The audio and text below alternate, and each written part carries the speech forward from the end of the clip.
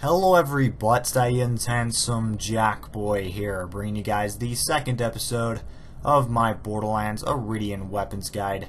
And in this episode, I'm going to be covering the Thunderstorm. The prefix for mine is 100 Thunderstorm. And as you can see there in the red text, it says, lightning never strikes the same place twice, but it can strike freaking everywhere. That means that the Thunderstorm sprays a set of 8 small lightning orbs that continuously deal shock damage on impact, which ricochet and then fly off the screen. It also knocks back targets, and some shots are accompanied by the sound of thunder.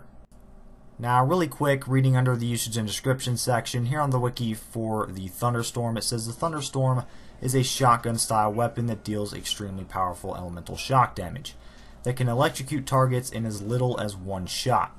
Even though shock damage is weak against flesh, the Thunderstorm works well against unshielded enemies. The drawback to the Thunderstorm, like many Eridian weapons, is that it has a small magazine. This drawback limits its effectiveness in heavy combat situations. Having 2 Eridian weapons equipped at the same time can offset this drawback slightly. This can give one weapon time to recharge while the other is being fired. The Thunderstorm is similar to a combat shotgun, with its high damage, low accuracy, and high fire rate. Like a combat shotgun, it is most effective at short range. The Thunderstorm's high damage combined with multiple projectiles and elemental damage makes it one of the most powerful multi-shot weapons in Borderlands. As with other Eridian weapons, the character moves slightly slower with this gun in hand. Now, my opinion about the Eridian Thunderstorm, this gun is not bad, but it's not good either. Like, it's kind of a mix of both of those, if that makes sense. Let's start off with the good things, though. The damage. The damage output on this gun is amazing. Like, when I started using it, I was pretty shocked at how much damage I was doing. No pun intended, by the way. But I really think it's not as much the base damage as it is the shock damage that's doing most of the work. It's kind of like the Hellfire in a way. Like, the Hellfire really relies itself on the fire damage and stacking damage over time, or dots, on enemies. It's actually kind of the same thing here. Now, that kind of brings me to a couple problems that I have with this gun. The magazine size and the super slow recharge rate, both of which are major when it comes to the drawbacks that I have. Let's start off with the magazine size. Now, the magazine size is pretty terrible.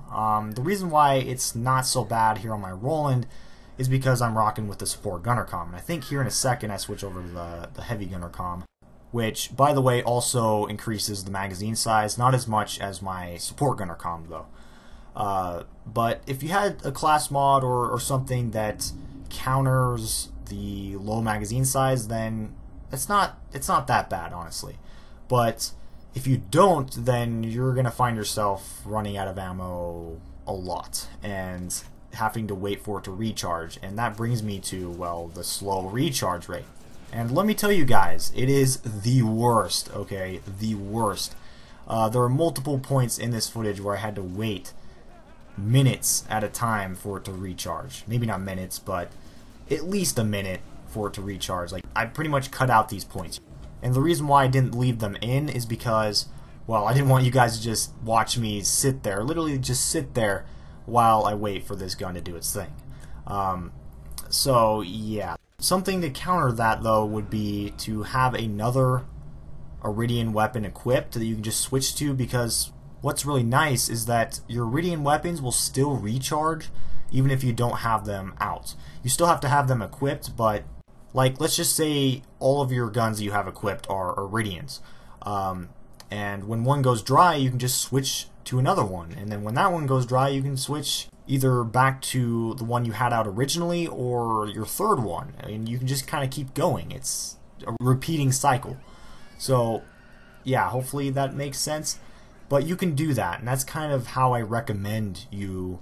You know, if you're going to use Eridians, I recommend you get multiple of them so you can kind of just switch between them. So, yeah, I think apart from that though, guys, that's pretty much going to wrap it up for this video.